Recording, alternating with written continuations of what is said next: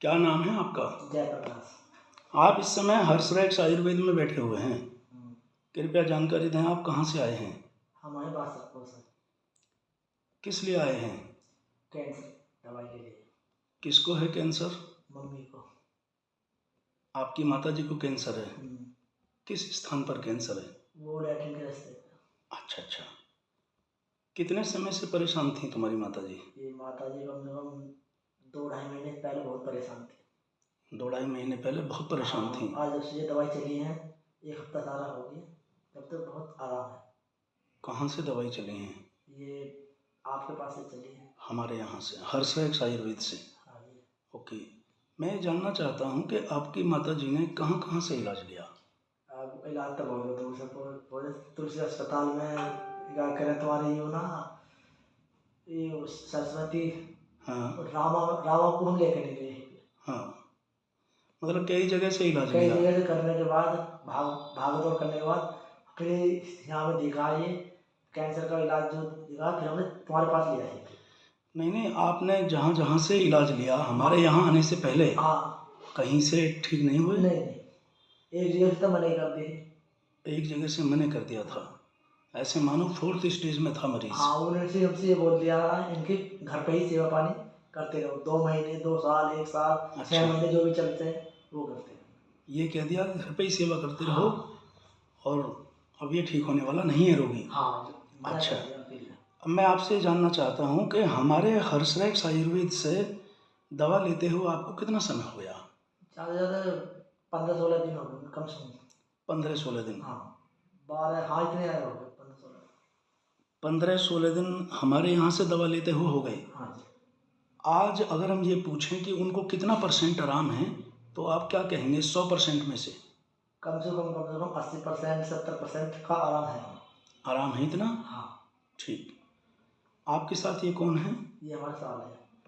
आप आइए इधर, कुर्सी बदलिए, इनसे भी बात करते हैं। ये आपके साथ आए हैं। हाँ। ये भी स्थिति बताएंगे रोगी के बारे में। मैं देखता हूँ अक्सर जब भी दवा लेने आते हैं 1-2 बार से आप साथ में आते हैं, तो मैं बाहर ड्यूटी करता हूँ। आप बाहर ड्यूटी करते हैं इसलिए। तो रोगी के बारे में आप क्या बताना चाहेंगे, कितना आराम है? लगभग आराम बहुत है। बहुत है। अभी लगभग कितना समय हो चुका है दवा लेते हुए हमारे यहाँ से कैंसर की? कैंसर की दवाई 12-13 दिन। 12-13 दिन।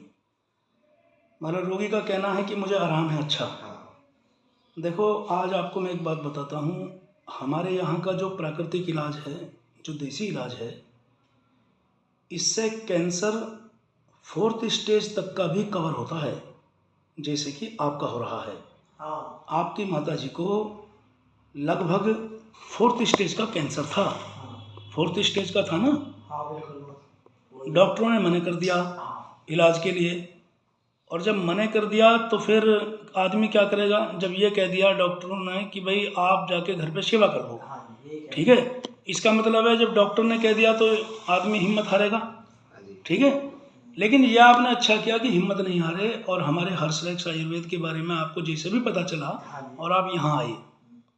आज आप कंडीशन देख रहे हैं, उन डॉक्टरों की कही हुई बात झूठ हो गई ना, जिन्होंने ये कहा था कि घर जाके सेवा कर लो, अब कुछ नहीं हो सकता। 5-6 महीने। हमेशा याद रखो, ऐसे रोग में बहुत बढ़िया डॉक्टर की ज़रूरत नहीं है, ऐसे रोग में बहुत बढ़िया हॉस्पिटल की ज़रूरत नहीं है, ऐसे रोग में बहुत बढ़िया दवा की ज़रूरत है। इंसान का रोग दवा से ठीक होता है। दवा अच्छी है तो रोग ठीक हो जाएगा, चाहे वो कहीं से भी मिले। आप समझ गए? इसलिए कभी भी किसी को भी इस तरह की दिक्कत हो, कैंसर शरीर का कहीं का भी हो, किसी भी अंग का, आपके इनको तो जो है लैट्रिन के रास्ते का है, ठीक है।